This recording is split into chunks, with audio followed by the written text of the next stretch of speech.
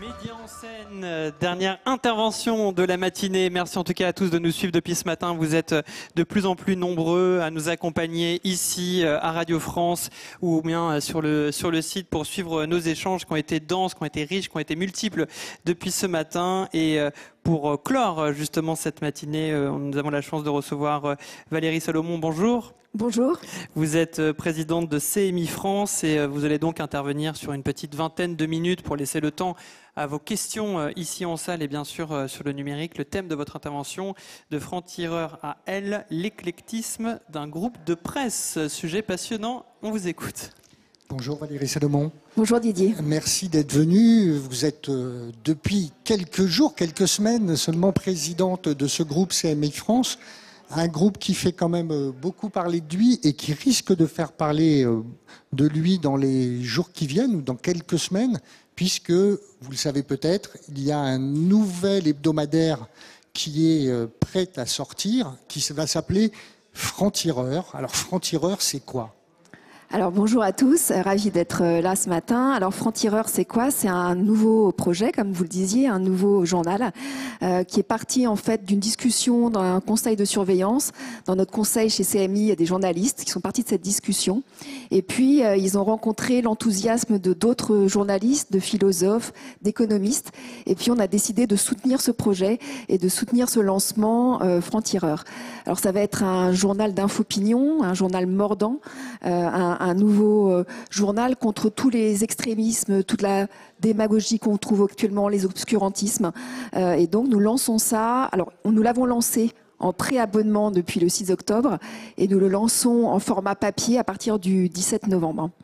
Et est-ce qu'il existe un marché pour ce type de presse, comme vous dites, d'infopinion et qui soit contre les extrémismes? On a l'impression qu'aujourd'hui, les extrémismes, c'est ce qui fait de l'audience. Alors, on pense, nous, forcément, si on le lance et si on soutient ce projet, c'est qu'il y a un marché. Déjà, on a un quatuor, donc c'est un peu nouveau, puisque c'est un quatuor qui tient la rédaction. On a Christophe Barbier, qui est directeur de la rédaction, Éric Decouty, qui va être directeur adjoint de la rédaction. Ensuite, on a Raphaël Enthoven, qui est éditorialiste, et Caroline Forest, qui est conseillère de la rédaction. Donc, ce quatuor va s'appuyer, ce qui est assez nouveau, sur une trentaine de francs-tireurs qui peuvent être déjà dans d'autres médias, mais qui se sont retrouvés autour de ce projet commun, autour de ce combat qui est vraiment, pour eux, la raison est un combat. D'ailleurs, ça va être la baseline de francs-tireurs, hein, la raison est un combat. Et en fait, ils se sont retrouvés, ça va être un grand comité éditorial, tous ces francs-tireurs donneront leur avis, pourront participer. On a des francs-tireurs prestigieux comme Rachel Kahn qui va gérer la partie culture, on a Abnous Chalmani, on a également Jamila Jaffar, on a Philippe Aguillon, économiste, on a aussi Jean-Claude Mailly qui va participer à ce projet. Enfin, il y en a une trentaine, donc je ne vais pas tous les citer, puis on en dévoilera au fur et à mesure. Mais c'est aussi vraiment ça la nouveauté, c'est vraiment un collectif de gens qui se sont associés sur un même débat d'idées autour d'un combat. Et donc, on le retrouve dans la baseline, la raison est un combat, et puis aussi dans le nom, Franc-Tireur, parce que c'est pas un nom anodin. Franc-Tireur, au moment de la Deuxième Guerre mondiale, c'était un journal clandestin d'un réseau de résistance qui avait le même nom que ça. Et puis surtout, un franc-tireur, c'est aussi un combattant qui n'a pas d'armée régulière. Donc, qu'on se soit dans la baseline ou dans le nom, on est vraiment sur un projet un peu différent de ce qu'il fait. Et puis sur la forme aussi, parce que c'est pas un format classique, c'est un format tabloïd de 8 pages, dans un format journal. Et le format aussi court que ça, de 8 pages, ça demande à être très mordant, très incisif. Donc c'est aussi une écriture un peu différente. Est-ce que ça veut dire qu'on aura du reportage de l'enquête ou est-ce que moi, quand j'entends ces noms, j'ai l'impression que c'est d'abord une collection d'éditorialistes? Alors non, on aura des chroniques, évidemment, des éditos, on aura une enquête de 2 pages, on aura de la culture qui sera dirigée par Rachel Kahn, on aura un portrait plutôt acide, et puis on aura aussi, ce qui est important, du dessin de presse, de la caricature. En couverture, on aura un dessin de presse. Alors, ce qui est intéressant avec CMI France, c'est qu'on a l'impression que c'est votre première réelle création. Depuis que le groupe est arrivé, avec l'homme d'affaires Daniel Kretinsky, on a eu beaucoup d'acquisitions, des titres qui viennent de chez Lagardère, le titre Marianne qui a été un des premières entrées. Là, on a l'impression que c'est une première création. Est-ce que c'est si difficile aujourd'hui de créer un titre ? Alors, c'est pas une première création, justement, parce qu'en fait, aujourd'hui, donc Daniel Kretinsky nous a acheté le groupe et a constitué ce groupe il y a maintenant 2 ans et demi, le 14 février 2019. Et depuis, donc ça fait 2 ans et demi, on est déjà au 5e lancement avec Franc-Tireur. Tout ça... Je parle de lancements ex nihilo qui sont vraiment, on parlera peut-être d'autres titres qui sont on va dire des diversifications de marques existantes ou de choses existantes, mais là, on a vraiment l'impression que c'est une vraie création. Alors, c'est une vraie création par le format, parce que c'est aussi un hebdo, et on en parlera tout à l'heure, on a lancé plutôt des périodicités un peu plus longues. Mais oui, ça prend du temps de lancer, ça prend du temps. Il faut avoir les bonnes personnes autour de la table. Il faut avoir un actionnaire qui accepte aussi d'investir sur un projet comme ça. Et donc, on ne peut pas lancer tous les jours un projet ex nihilo. Et même si tout à l'heure, on en parlera peut-être, mais on a lancé d'autres projets. Les marques étaient existantes, mais le projet n'existait pas. Donc, sur 2 ans et demi de création, dont 1 an et demi de pandémie, 5 projets lancés, dont Franc-Tireur. Je trouve que ça a déjà un bon rythme dans une période quand même assez courte, parce qu'on a quand même vécu la pandémie dans ces 2 ans et demi de nouveaux groupes, en fait. Avec un appel au financement participatif. Oui. C'est quoi? On imagine que CMI France n'a pas forcément besoin de lever de l'argent pour lancer un titre. Non. Ça s'explique comment? C'est une manière de tester le marché aussi? Alors, c'est une manière de tester, puis c'est une forme, on travaille avec la plateforme KissKissBankBank, donc c'est une plateforme de pré-abonnement pour nous. En fait, comme je le disais au départ, c'est une aventure collective, et donc cette aventure collective, c'est aussi de se dire qu'il y a des citoyens qui seront les futurs lecteurs de Franc-Tireur, qui ont envie de monter avec nous tout de suite dans ce projet, et qui seront les abonnés fondateurs. Alors évidemment, dans cette plateforme, on y a mis des abonnements, mais aussi on y a mis un déjeuner avec la rédaction, le fait de participer à des conférences de rédaction. Donc vraiment, c'est un mouvement aussi assez citoyen de dire, moi, je veux que mes convictions, je les retrouve toutes les semaines à l'intérieur de Franc-Tireur. Et donc pour ça, je suis abonné fondateur. Et donc pour ça, j'ai le droit à participer à une conférence de rédaction, à rencontrer les journalistes. Et donc, c'est tout un package qu'on a lancé le 6 octobre et qui a très bien démarré. Parce que c'est vrai que, comme vous le disiez, Didier, on ne savait pas trop où on allait. Donc, on avait des ambitions assez petites en termes d'abonnement. Et là, je regardais juste avant de monter sur scène, on devrait atteindre là en ce moment les 1300 abonnés en quelques jours. On est vraiment sur la plateforme KissKiss, on est un des sujets les plus populaires du moment. Donc, on est très agréablement surpris et très positivement déjà de l'engouement sur la plateforme. Mais évidemment, on n'attend pas ça pour le lancer. On reste à peu près 40 jours sur la plateforme puisqu'on sera lancé en papier et en digital, enfin sur le site avec un PO le 17 novembre. Alors vous le disiez tout à l'heure, il y a eu 5 lancements en tout en 2 ans et demi. Ces lancements, quand on regarde quand même, c'est des déclinaisons de marques, le Routard qui a très bien marché. C'est des magazines aussi qui incarnés par des animateurs télé, Patrick Sébastien, Sophie Davant. Pourquoi utiliser, je dirais, ces recettes? Est-ce que c'est pas une manière aussi de limiter la prise de risque? C'est vrai que dans un marché de la presse qui est un marché qui est complexe, c'est de trouver déjà une communauté qui existe. Je vais prendre l'exemple de Sophie Davant, par exemple. Déjà, c'est une rencontre entre Jérémy Parère, le directeur de la rédaction de Télé 7 jours, et de Sophie Davant. Et dans leur discussion, c'est vrai qu'on s'est rendu compte que, tout le monde le sait, Sophie Davant est une des personnalités du monde de la télé préférée des Français, qu'elle a une communauté forte qui la suit et que c'est une femme de plus de 40 ans qui assume ce qu'elle est et qui assume ses choix. Partant de ce constat-là, on s'est dit il y a sûrement une place encore à prendre dans le marché de la presse magazine et on a décidé de lancer un produit, mais à son image. En fait, surtout ce qu'il faut faire dans ces cas-là, c'est ne pas changer l'ADN de la personne. Enfin, évidemment qu'on ne change pas l'ADN de la personne, mais changer le principe de ce qu'elle est, ne pas vouloir trop stretcher ce qu'est Sophie Davant. Et donc, on a décidé d'en faire un magazine comme elle, positif, inspirant, sans tabou, parce que c'est vraiment ce qu'elle est. Donc, on traite de sujets sur les enfants qui quittent le foyer quand on a 50 ans et puis on est ravis, sur la sexualité, sur la ménopause. Tout ça très bien traité, avec un sérieux aussi d'une qualité éditoriale. Mais on n'est pas allé à côté, on est vraiment allé dans la personnalité de Sophie. C'est Sophie Davant qui réalise le magazine. Et donc, oui, on gagne du temps. parce qu'elle a déjà sa propre communauté. Oui, c'est plus facile pour Sophie Davant de se faire inviter dans d'autres médias pour parler de son projet. Donc, on gagne de temps par rapport à un produit qu'on crée from scratch. Mais on reste évidemment dans ce qu'elle représente. Et c'est vrai, comme vous le disiez, on l'a lancée en pleine pandémie et ça a été le meilleur lancement presse depuis 5 ans. Donc c'est vrai qu'elle avait cette communauté et c'est des projets qu'on a envie de développer aujourd'hui. Le Routard, c'est encore différent. C'est pas une personnalité, mais c'est une autre communauté. C'est une marque iconique, une marque transgénérationnelle. Et on s'est dit, il y a un site, il y a des guides, il y a des livres, mais il n'y a pas de magazine. Et donc, on s'est associé avec le Routard et Hachette pour aller faire ce magazine qui ressemble évidemment à ce qu'on trouve dans les guides, mais avec plus de photos, plus d'images. Et on part aussi d'une communauté.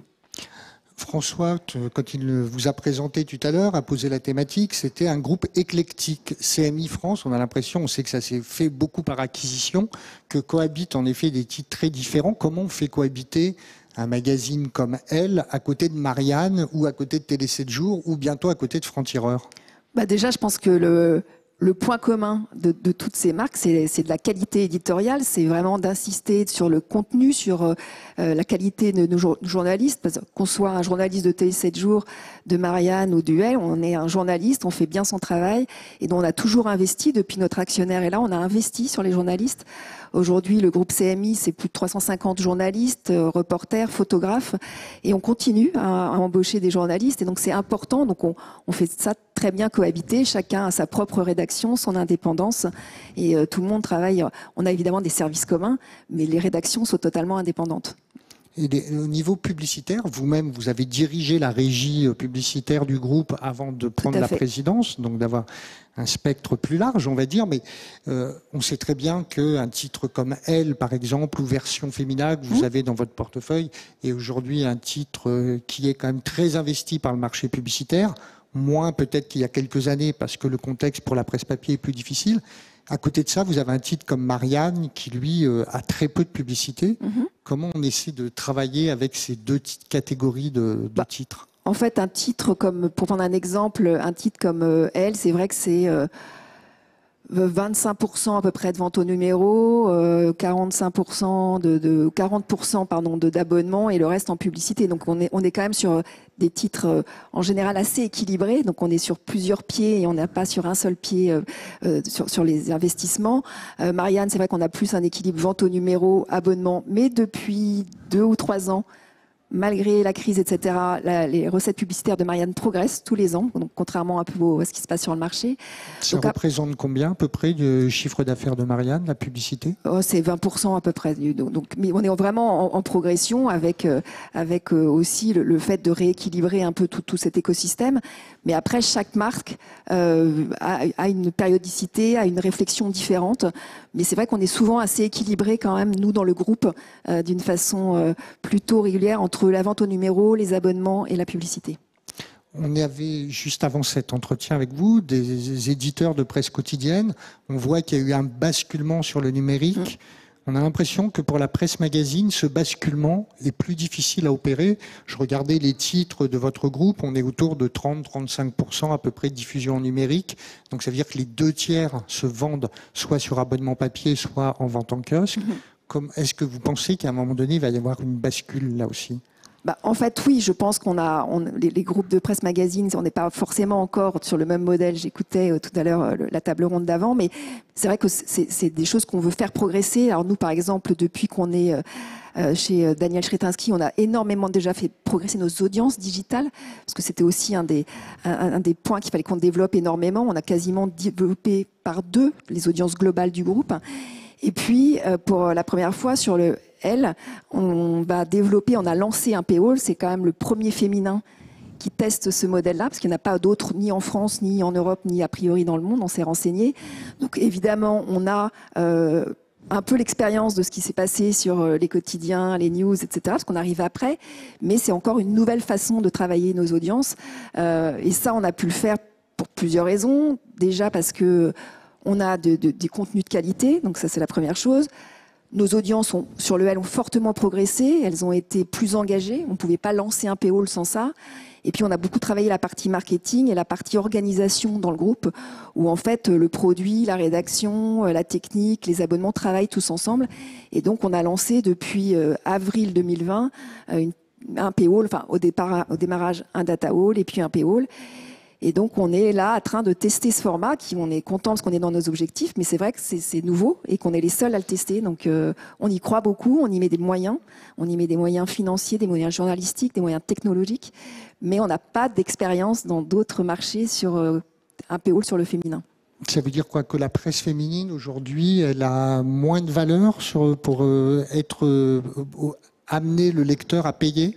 Non, je pense qu'elle l'avait pas envisagé comme ça et qu'aujourd'hui, au contraire, les marques féminines, alors je prends la marque Elle, mais c'est vrai aussi sur d'autres marques comme Version Femina ou nos autres marques, c'est que on a un lien très fort avec nos audiences, avec nos clients, lecteurs, internautes, et que pour l'instant, on faisait évidemment de l'abonnement, de la vente au numéro, on faisait des coûts journalistiques, mais on n'était pas allé plus loin dans ces audiences, comment on les engageait davantage pour qu'elles viennent s'abonner sur le numérique. Je prends l'exemple du L. On a commencé évidemment par un Data Hall. On a ouvert le Payall en novembre 2020. On devrait être là très bientôt à 10 000 abonnés, ce qui n'est pas rien quand même, payant. On a une ambition d'avoir 100 000 abonnés en 3 ans. Et on a mis en place toute une réflexion autour de 4 axes qui correspondent bien à la marque L. Déjà d'informer, d'inspirer, de coacher et puis beaucoup de témoignages. On s'est rendu compte de ce qui ça marchait bien. Donc, quand on dit informer, mais il a fallu qu'on embauche aussi des journalistes, encore plus que ce qu'on avait jusqu'à présent. Donc, des journalistes d'investigation, des journalistes autour de grands reportages, d'enquêtes. Donc, ça, c'était toute la partie informée. Ça nous a permis d'avoir des scoops. Ça nous a permis d'avoir l'interview d'Emmanuel Macron, d'avoir l'interview exclusive d'Anne Sinclair. Aussi, on veut inspirer, mais ça, on peut se servir de nos autres marques comme Elle Déco, Elle à table, parce que c'est la galaxie de la marque Elle. Donc là, ça nous permet d'ouvrir d'une façon exclusive des lieux VIP, etc. Sur la partie coaching, on est vraiment... Alors, la presse, à une époque, on faisait beaucoup d'avant-après sur les femmes, sur la mode, la beauté. Ben ça, maintenant, on le fait sur le numérique, sur le digital. C'est des formats qui marchent très bien. Et puis, sur la partie témoignage, qui remonte beaucoup sur la partie Payall, c'est tous les témoignages autour de l'amour, de la famille, de la sexualité, qui sont des sujets qui remontent énormément sur la partie Payall. François, je ne sais pas si tu as des questions. Les questions effectivement sur l'iPad et je vais solliciter aussi le public, mais je pense que tu peux peut-être, Didier, poser encore une autre question le temps que le public en présentiel réfléchisse éventuellement à une question à notre invité. Une question justement vous parliez beaucoup de Elle, c'est un titre fort au sein de ce groupe. Elle qui avait été, on se rappelle d'un ancien propriétaire, Arnaud Lagardère, qui avait dit qu'elle avait raté le virage du numérique, qu'il aurait fallu être le auféminin.com et qu'il ne l'a pas fait. Est-ce que ça veut dire qu'aujourd'hui, vous estimez que c'est quand même rattrapable? Ah bah déjà, en termes d'audience, on est au-dessus d'au féminin, donc c'est clairement rattrapable. On est aujourd'hui premier site féminin haut de gamme, on est 3e site féminin, on est devant au féminin. Le Payall, c'est un bon exemple. On est le premier féminin dans le monde à tester ce format, donc ça montre qu'on est précurseur par rapport à ça. Et puis oui, on a toute une déclinaison de marque aujourd'hui qui fait que je pense qu'on a rattrapé notre retard. On a développé énormément de choses. Maintenant, il faut continuer parce qu'on n'est pas arrivé pas du tout là où on voudrait. Il faut qu'on continue à investir sur le digital duel, évidemment, mais on a déjà rattrapé une partie de notre retard. Alors je crois, Didier, qu'on a une question dans le public, monsieur. Attendez, il y a peut-être un micro qui va venir amplifier votre voix. N'hésitez pas à vous présenter si vous en avez envie et à nous délivrer votre question. Le micro arrive, il passe de main en main jusqu'à la vôtre. Bonjour, Stéphane Markovic. Une question concernant les différentes sources de revenus. Dans une des présentations tout à l'heure, celle de Nick Newman, il évoquait parmi les diversifications l'organisation d'événements. Oui. Est-ce que c'est quelque chose est-ce que c'est une trajectoire que vous regardez? C'est vrai que quand on pense à certaines marques très fortes, et elle en est une par exemple, c'est des choses auxquelles on pourrait se dire qu'il y aurait des sources de revenus autour d'organisations de ce type-là. Alors oui, c'est une source forte de diversification et de revenus, puisque par exemple, on a fêté vendredi dernier les 10 ans du L Active. Le L Active, c'est un événement formidable autour autour des femmes, en tous les cas sur l'empowerment au féminin. Et on a fêté ces 10 ans au CESE vendredi dernier avec des ministres, etc., autour d'états généraux, de comment on aide la femme dans le monde du travail. Donc c'est un événement pérenne, puisque ça fait 10 ans qu'il existe, avec un partenaire, L'Oréal Paris, qui lui fêtait ses 50 ans de son slogan formidable parce que vous le valez bien. Donc en fait, on était vraiment là dans un univers qui est dans l'ADN du L. On ne veut pas faire n'importe quoi par rapport aux événements. Il faut rester toujours dans l'ADN de la marque, parce que l'idée n'est pas d'aller faire n'importe quoi, sinon les lectrices et nos clients ne nous suivraient pas. On a un événement formidable qui arrive jeudi, qui est tout nouveau, qui s'appelle le Prix des Artisanes, où en fait on a travaillé ce prix avec la marque Elle Décoration et Elle à Table, avec notre partenaire le groupe LVMH sur la marque Elle, c'est aussi la transmission entre générations. Et donc, on va remettre le prix à 4 femmes, 4 artisanes qui travaillent dans le monde de l'art et de l'excellence sur le design, la mode, mais aussi toute la partie patrimoine et vinicole. Et donc, se mettre en avant ces femmes qui ont vraiment un sujet de transmission de leurs valeurs. Et des événements comme ça, on en a créé encore un, le Elle Campus, cette année, pour aider toutes ces jeunes filles qui, en période de confinement, se sont retrouvées à ne pas savoir comment trouver du travail, etc. On a fait un mentoring de plus de 250 jeunes filles qu'on a mentorées, qu'on mentore toute l'année pour les aider donc à trouver du travail, pour les aider à s'affirmer quand elles arrivent sur le monde du travail après leurs études. Donc ça, c'est vrai, c'est des choses qu'on développe énormément, mais toujours très importantes dans l'ADN de notre marque. Une question toujours sur Elle, on voit que ça focalise beaucoup d'intérêt. C'est une marque mythique, on va dire, de la presse, un titre mythique qui a accompagné beaucoup de générations. On disait qu'à un moment donné, Elle, c'était le magazine que la grand-mère avait donné à sa fille qui était devenue mère, qui le donnait à sa fille. Aujourd'hui, on sait très bien que le papier n'est plus forcément le support préféré de ces jeunes générations. Comment on continue à leur parler? Et est-ce que vous avez d'ailleurs l'âge moyen de la lectrice de Elle aujourd'hui? Est-ce que vous pouvez nous le donner? L'âge moyen, là, autour de 42 ans, la lectrice de Elle. Et comment on fait pour aller sur cette multigénération? Je vais prendre l'exemple de l'interview d'Emmanuel Macron. La journaliste qui est allée interviewer Emmanuel Macron au mois de juin, elle est allée avec une GoPro à l'Élysée et donc elle a filmé son arrivée à l'Élysée comme si vous et moi on rentrait à l'Élysée. Donc cette vidéo, elle a été postée sur TikTok pour montrer un peu et donner envie, pour se rendre compte comment ça se fait quand on arrive à l'Élysée. On a fait des vidéos évidemment des coulisses de l'interview qu'on a retrouvées en extrait sur Instagram. On a créé un nouveau rendez-vous vidéo dont le président Emmanuel Macron a été le premier à être interviewé. Ça s'appelle Elle compte, donc les femmes qui ont compté dans la vie d'une personnalité. Louis, en l'occurrence, c'était sa femme, Brigitte Macron, Joséphine Baker, je crois, et Simone Veil.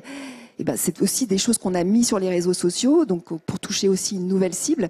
Et puis après, on trouvait le papier, évidemment, sur le paywall, etc. Mais on a utilisé les réseaux, on a utilisé la GoPro, on a utilisé le format vidéo pour essayer de toucher justement cette nouvelle cible qui s'est dit, tiens, le magazine Elle est à l'Élysée, etc. Donc avec une approche un peu différente de ce qu'on peut faire sur du 100% papier. Alors, on a une question justement, non pas sur les réseaux, mais sur notre site internet. Elle nous vient de Sylvie Georgiade et qui nous demande quid du brand content dans cette économie? Est-ce que le groupe en fait? Et si oui, quelle proportion de ses revenus cela représente? Alors évidemment, on en fait sur nos marques. On a un studio créatif chez CMI qui travaille sur ces formats brand content. Donc on fait du brand content. Alors aujourd'hui, combien ça représente sur la partie ça doit représenter environ 10% des revenus de la publicité. On en fait pour nos marques, on en fait pour les marques, mais on en fait aussi en marque blanche du brand content. Donc c'est des choses qu'on a développées évidemment depuis plusieurs années, qu'on fait pour les annonceurs, mais qu'on fait aussi sans apparaître en marque blanche. Très bien. Est-ce qu'il y a une question peut-être dans la salle, avant que j'actualise mon petit fichier sur Internet et repasser la parole à Didier? Je repasse la parole à Didier, je vous laisse le temps de réfléchir pour une dernière question, une dernière chance. On a ouvert cet entretien sur ce futur titre, Franc-Tireur. Je vais revenir dessus parce que c'est quand même ce qu'on attend avec une certaine hâte.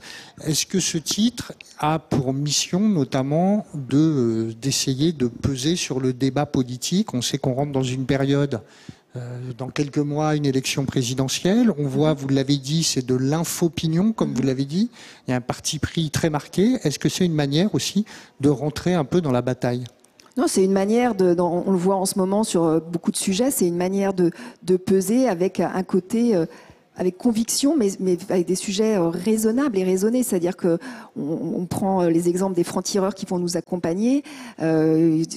De ce que j'ai compris dans les conversations qu'ils avaient en conférence de rédaction, ils en ont marre qu'on n'entende que les déraisonnables. Et donc c'est une façon peut-être de peser, évidemment, parce que après quand on voit la place qu'a Éric Zemmour dans les débats politiques, etc., oui, franc-tireur, c'est aussi une façon de peser et d'équilibrer le côté déraisonnable et plutôt raisonnable, mais avec toujours passion et conviction, parce que quand on parle de raison, on a toujours un peu tendance à se dire que ça va être un peu mou, un peu. Donc là, vraiment, c'est de la raison, mais avec conviction et passion. C'est important. Même si, comme les voix et les discours qui sont, pour l'instant, de ce qu'on a vu de francs-tireurs, sont des voix et des discours qu'on entend déjà très fréquemment dans les médias. C'est-à-dire que Raphaël Enthoven, Caroline Fourest, Christophe Barbier sont des gens qui ont été au quotidien, qui ont quasiment une prise de parole médiatique par jour. Donc, ouais. C'est pas des voix nouvelles. C'est pas des voix nouvelles. Alors, ils seront entourés de francs-tireurs qu'on entend moins. Je prenais Philippe Aguillon, je prenais Abnous Chalmani, des gens comme ça. C'est une Rachel Kahn, on l'entend un peu plus en ce moment, mais quand même, ils seront entourés d'une trentaine de francs-tireurs. On va pas tous les dévoiler là, mais qui ne parlent pas souvent ou qui ne parlent pas dans les mêmes médias. Et là, c'est vraiment un collectif. Et puis Raphaël Enthoven, il parle beaucoup, mais il dit aussi des choses qui marquent, qui sont aussi, qui sont pas toujours, qui sont très franches. Il a des partis pris très importants, et donc c'est de faire un mélange de tous ces gens qui ont des partis pris un peu différents, mais qui se retrouvent quand même sur ce sujet de la raison. Et donc dans les francs-tireurs, il y aura des gens qu'on voit peu dans les médias, parce que ce ne sont ni des journalistes, ni des essayistes, ni des éditorialistes. Alors, est-ce qu'il y a un dernier franc-tireur dans la salle pour poser une question ? Non plus, je crois que l'heure du repas approche. Il est 58-20. Didier, peut-être une dernière question pour une dernière réponse pour rendre l'antenne dans une minute ? Oui, justement, vous avez parlé à quelques reprises de votre actionnaire, Daniel Kretinsky. Est-ce qu'il y a une volonté de sa part aussi, justement, avec un titre comme franc-tireur, alors que jusqu'à maintenant, même si Marianne affichait aussi des vraies valeurs et des vraies convictions, est-ce que c'est une manière aussi pour lui de rentrer un peu et de peser politiquement ? Ah non, alors, il y a en tous les cas un sujet important sur Daniel Kretinsky, c'est que, on le disait tout à l'heure, ça fait 2 ans et demi qu'il a commencé à constituer un groupe. Il n'est jamais intervenu sur aucune rédaction. On a des titres, comme vous le disiez, comme Marianne à la tête de Marianne Natacha Polony. On a tous nos titres dans la maison, Elle Déco, version Femina et autres. Personne aujourd'hui, que vous pouvez interroger tous les directions de rédaction, Daniel Kretinsky n'intervient jamais sur les rédactions. Donc ça, c'est vraiment pour lui. Les médias, la presse en particulier, parce qu'on parle de la presse aujourd'hui, c'est un engagement citoyen. Il l'a dit dès qu'il est arrivé sur le marché il y a 2 ans et demi. Il pense que c'est important d'avoir une presse libre, indépendante, une presse en bonne santé pour peser, et puis une presse en bonne santé aussi. C'est pour lui une composante fondamentale des démocraties. Donc, il n'intervient jamais. On le saurait depuis 2 ans et demi s'il intervenait. Donc non, c'est pas son sujet aujourd'hui. Il nous laisse totalement gérer le groupe comme on le veut. Mais c'est vrai qu'il soutient une presse indépendante et en bonne santé. Merci beaucoup Valérie Salomon. Merci beaucoup à tous les deux. C'est terminé pour cette matinée Média en scène. Sous les applaudissements, on se retrouve à 13h20 et merci à la technique pour moi, que je vous quitte, et Didier Siamou reprend le relais tout à l'heure. Merci.